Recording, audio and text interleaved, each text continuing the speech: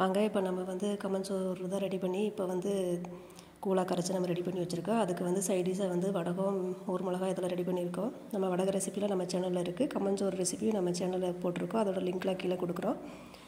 இப்போ வந்து எப்படின்னா, இது வந்து சுத்தம் பண்ணாமல் நம்ம வந்து வாங்குகிற கம்பில் நம்ம இது எப்படி செஞ்சுருக்கோம் சுத்தம் பண்ணி அப்படிங்கிற மாதிரி இதை காமிச்சிருக்கு.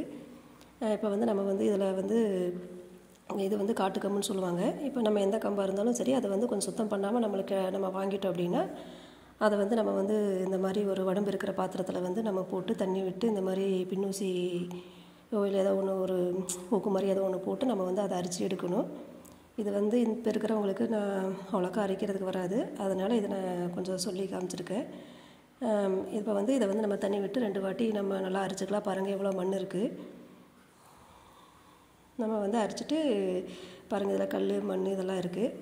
ஒரு டைமில் உங்களுக்கு நல்லா வரலன்னா இதை கழுவிட்டு மறுபடியும் ஒரு வாட்டி நம்ம வந்து திரும்பவும் மறுபடியும் இதில் இந்த குண்டாவில் இந்த மாதிரி உடம்பு இருக்கிற குண்டாவில் போட்டு நம்ம அரைச்சி எடுத்துக்கலாம். இல்லைன்னா நம்மளுக்கு வந்து மண் நிறையா சாப்பாட்டில் மண் வந்துடும். நம்ம சேனல்லே வந்து ஏற்கனவே கம்பு சாப்பாடு வந்து நல்லா சுத்தம் பண்ண கம்பில் செய்கிறது எப்படின்ட்டு நான் போட்டிருக்கேன். அதோட லிங்க்கும் நான் கொடுத்துருக்கேன். இப்போ வந்து நம்ம வந்து இந்த மாதிரி அரைச்சி எடுத்துகிட்டு வந்து நம்ம வந்து இதை தண்ணி நல்லா வடிச்சுக்கலாம். நீங்கள் வந்து இந்த மாதிரி துணி போட்டு வடிக்கலாம், இல்லைன்னா ஜல்லடை இருந்தால் அதில் போட்டு நீங்கள் நல்லா தண்ணி வடிச்சிட்டு கொஞ்சம் நேரம் நிழல்லே வந்து ஃபேன் காற்றுல வந்து ஒரு அந்த ஈரப்பதம் நல்லா போகிற வரைக்கும் நீங்கள் உணர்த்தி எடுத்துக்கோங்க.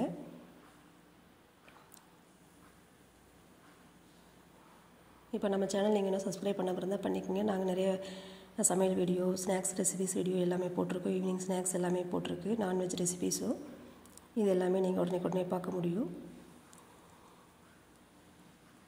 இப்போ இந்த மாதிரி நம்ம வந்து நல்லா நிழலில் உணர்த்தி எடுத்துக்கலாம்.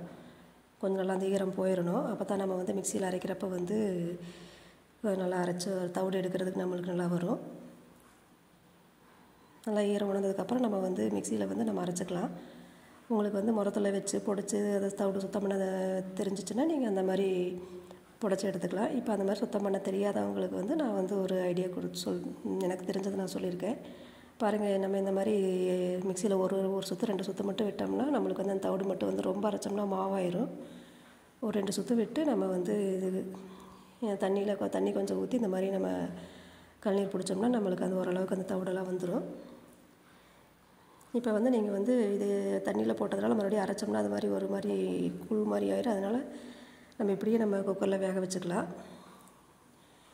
இதுக்கு வந்து நம்ம வந்து ஒரு 2 மணி நேரம் நல்லா கம்பு ஊறி இருக்கிறதுனால வந்து நம்மளுக்கு வந்து ஈஸியாக வெந்துடும். முழு கம்பாகவே போட்டாலும் அதுக்கு வந்து ஒரு அளவு கம்புக்கு 2 மடங்கு தண்ணி ஊற்றணும்.